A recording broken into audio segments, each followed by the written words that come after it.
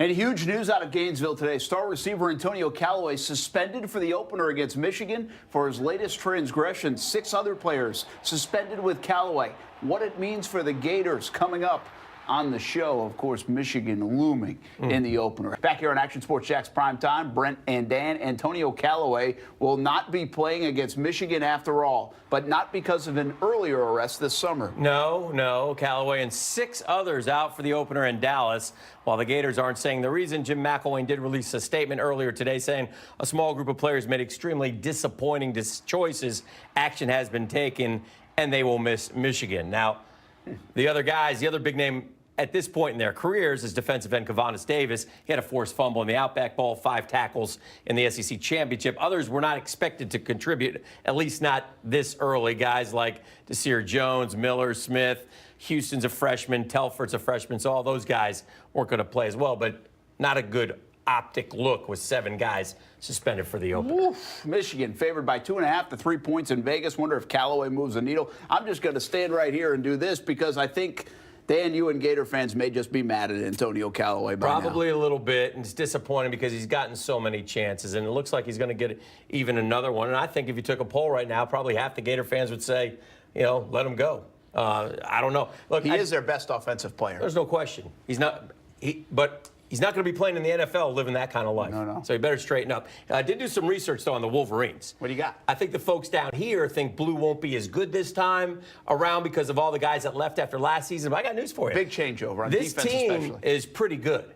They got a 2-horse race at quarterback with Spate, the incumbent, and John O'Korn. Talented kid. They have a terrific defensive line back, even though the starters left. Yeah. They got the #1 player in the nation from 2 years ago, kid from New Jersey's outstanding. They have a potential 1,000-yard running back. Point being, Harbaugh's been recruiting pretty well at Michigan, okay? And they have Jim Harbaugh. And they're going to be just fine. So it's going to be a heck of a game. Yeah, the Gators, they say it's a 3-horse race for the orange and blue at quarterback. Most think Malik Zaire will emerge, and they finally have some depth at wide receiver besides Callaway, so that helps them out. Tyree Cleveland, Dre Massey, Hammond, and Swain, to name a few. Should still be a very good game in Dallas, September 2nd.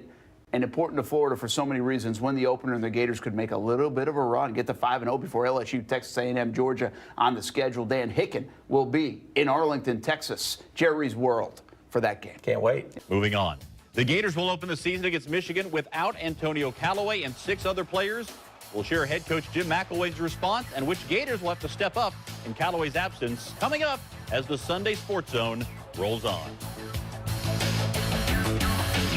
Florida opens the 2017 season on September the 2nd against Michigan. And when they do, they'll do it without their most potent offensive weapon. Antonio Callaway was one of 7 Gators suspended by the team for the opener. It's not the first time that Callaway has found himself in some hot water. He was suspended during spring practice last year, cited for a marijuana possession charge in May. This suspension is not related to that situation.